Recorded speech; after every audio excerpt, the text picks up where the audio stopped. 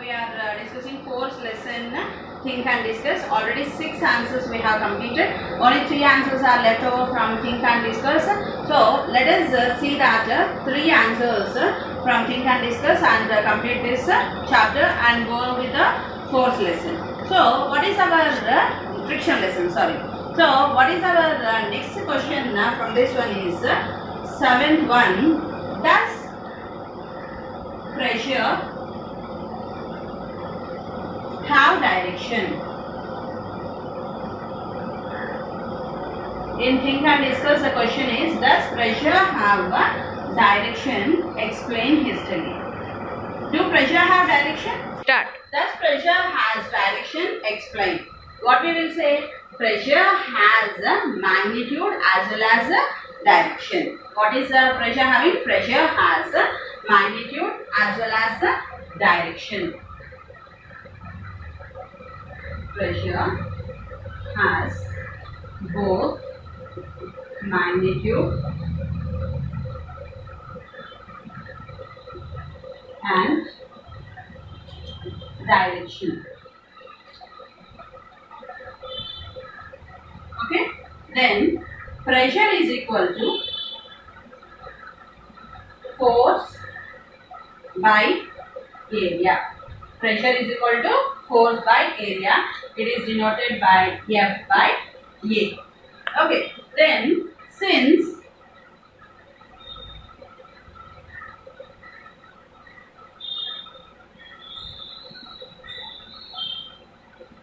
force has direction, pressure also has direction. Since force has direction, even pressure is also having direction. So pressure has both magnitude and direction. Pressure is equal to force by area. Since force has direction and direction, pressure also means when the pressure will be applied, when we are applying force on an object. When I am trying to push an object, did you understand? A heavy object, when I am trying to push, I will apply the force. When I am applying the force, what is happening? The pressure also will be applied on that one, and the object area of contact also will be considered. Did you understand how much place it is occupying? That's why we are telling pressure is equal to force by area, that is F by A. So does pressure has direction? Means yes, it is having. Next question.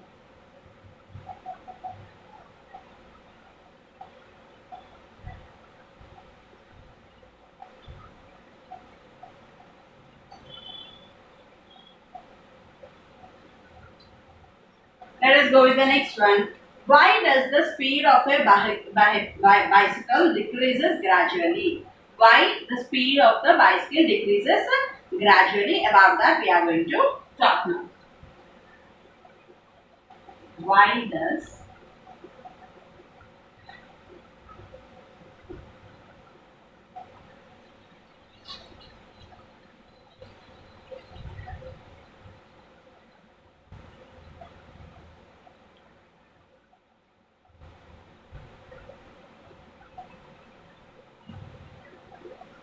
So, answer for this one.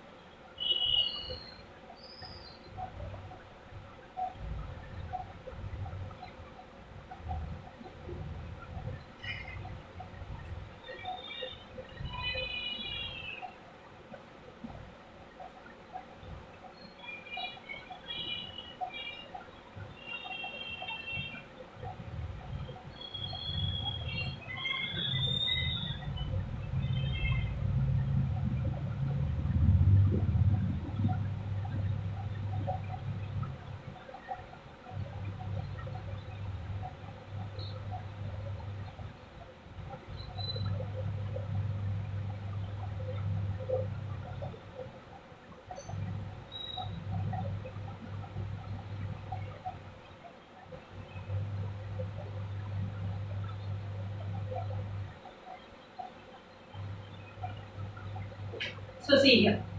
Why does the speed of the bicycle decreases gradually means the speed of the bicycle decreases gradually because there is which force is acting? Frictional force is acting between the cycle tires and the road. As I said for you, a book is placed on the table. Did you understand?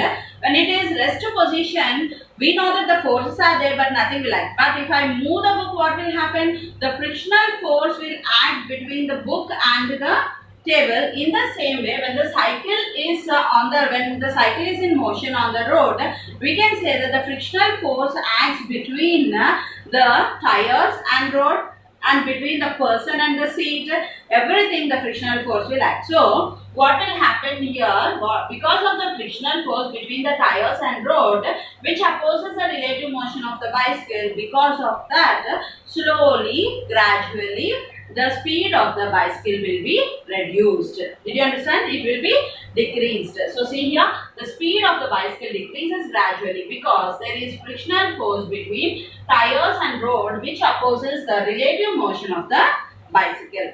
Got the point? Next answer.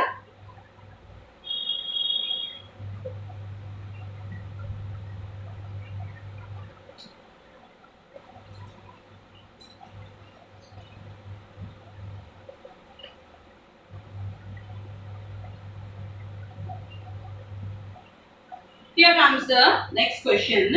If we roll a ball on the different surfaces like a carpet, rough road, smooth floor, etc., then on which surface ball rolls further?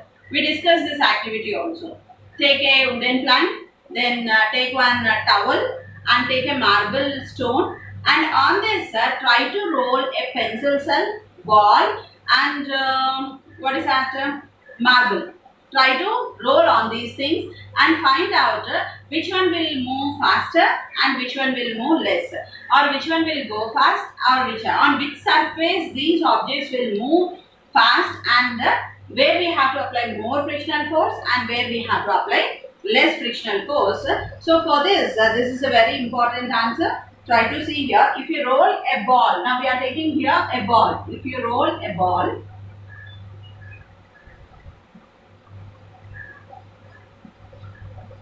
on different